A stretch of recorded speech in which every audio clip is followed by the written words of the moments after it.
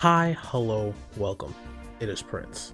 And I know it's been a few months, but college has been beating my ass to be honest. But I had something that I was working on while I was getting my ass Mike Tyson, a series where I document some of the most goated niggas from across anime. And almost as if it were fate, Fire Force recently announced it will be coming to an end. So I figured, what better way to kick off this new series than to document the goat of all goats, Charon. Now what is the one thing most goated characters have in common? Simple.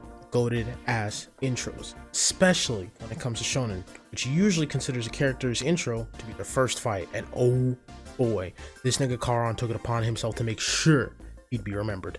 The first thing this nigga does in said fight was eat a kick from Shinra. I'm talking foot to face, full power and everything. He didn't even flinch, so you know this nigga's beyond sturdy.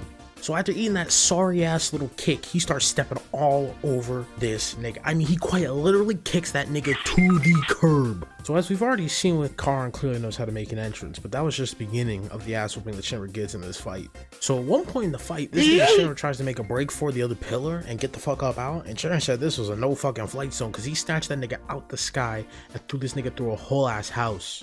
And after all that bullshit, this dumbass nigga Charon still worried about the goddamn girl, like he ain't just get his shit rocked.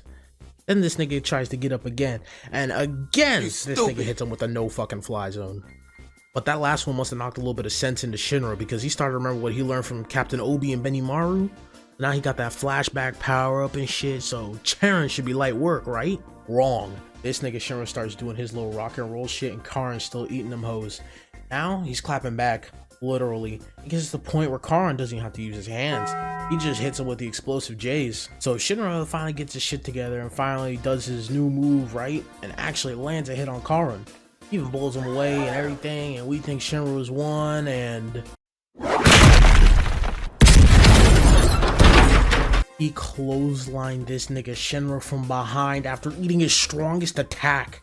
And it turns out this is the first time this nigga has ever taken any form of a scratch or anything in battle. This nigga has been throwing hands for years, and Shinra is the first person to put his hands on him and leave him with a scratch. Like, not even that nigga Goku growing up got his licks off without getting a couple scratches here and there, man. He threw hands with Frieza, that nigga almost died like twice. Cell actually killed him. You know, Boo, he came back from after dying to that nigga's Cell. So now you're telling me this nigga Charon gone through most of his life, he ain't even taking a scratch? That's some goated nigga shit right there. Jesus. Now, if Exhibit A and B hasn't convinced you, let me convince you in just 5 words. This nigga is nuke proof. Yes, you heard me right.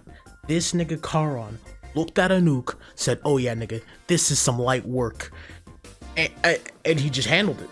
That nigga handled it. He said, I'm going to intervene, and he actually handled that shit. I mean, seriously, who off the top of your head can you think of that's gonna look at a nuke and be like, this is light work, and do what Charon did? Goku? No. Vegeta? No. I don't know what to tell you. This nigga's just the GOAT. So after reviewing these 3 instances of goated behavior, it is my honor to bestow upon Charon the first certificate of goatedness.